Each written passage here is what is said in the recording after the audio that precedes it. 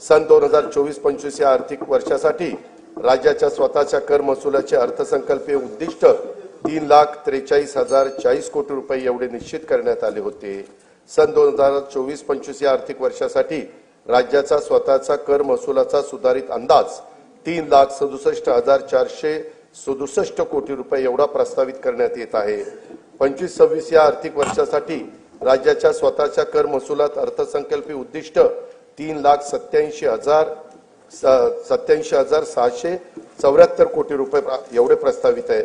वस्तू व सेवा कर कायदा लागू करण्यापूर्वी राज्य कर विभागातर्फे राबवण्यात आलेल्या विविध कायद्यानुसार सार्वजनिक क्षेत्रातील उपक्रमाकडे असलेली थकबाकीची तडजोड करण्यासाठी मी अभय योजना जाहीर करत आहे। सदर अभय योजनेचे नाव महाराष्ट्र कर व्याज शास्ती किंवा विलंब शुल्क सार्वजनिक क्षेत्रातील कंपन्यांची प्रदेय असलेल्या यांच्या थकबाकीची तडजोड करण्यासाठी अधिनियम 2025 असे असेल। या अभय योजनेचा कालावधी प्रस्तावित कायदा लागू झाल्याच्या दिनांकापासून दिनांक 31 डिसेंबर 2025 पर्यंत असेल।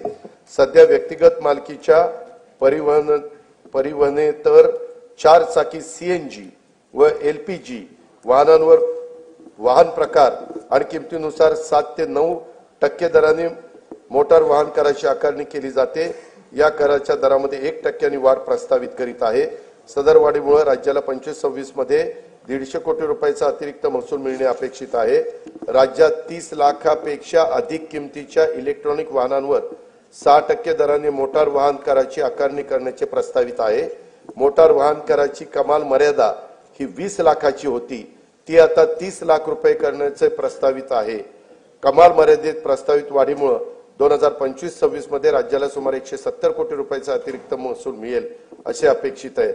बांधकामासाठी वापरल्या जाणाऱ्या क्रेन्स, कॉम्प्रेसर, प्रोजेक्टर्स आणि एक्सकॅव्हेटर्स या प्रकारातील वाहनांना अनिवार्यपणे एक रकमी वाहनाच्या किमतीच्या 60% दराने मोटार वाहन कर आकारण्याचे प्रस्तावित आहे। प्रस्तावित मोटार वाहन कर सुधारणेमुळे 2025-26 मध्ये राज्याला सुमारे 180 कोटी रुपयाचा अतिरिक्त महसूल मिळणे अपेक्षित आहे।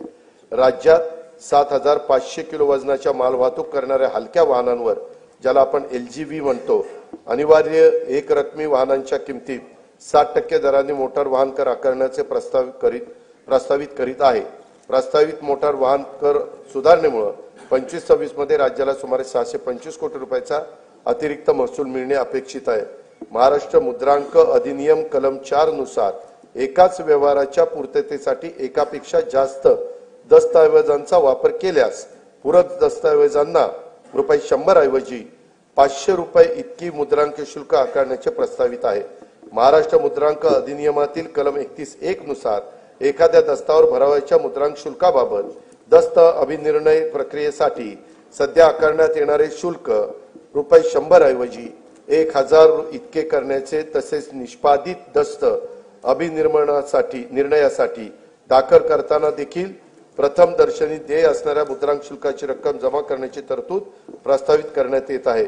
नागरिकांना ऑनलाईन पद्धतीने मुद्रांक शुल्काचा भरणा करणे व प्रमाणपत्र देणे हे सुलभ व्हावे यासाठी महाराष्ट्र मुद्रांक अधिनियम कलम 10(3) व 4 मध्ये ई मुद्रांक प्रमाणपत्राची नवी तरतूद लागू करण्याचे प्रस्तावित आहे।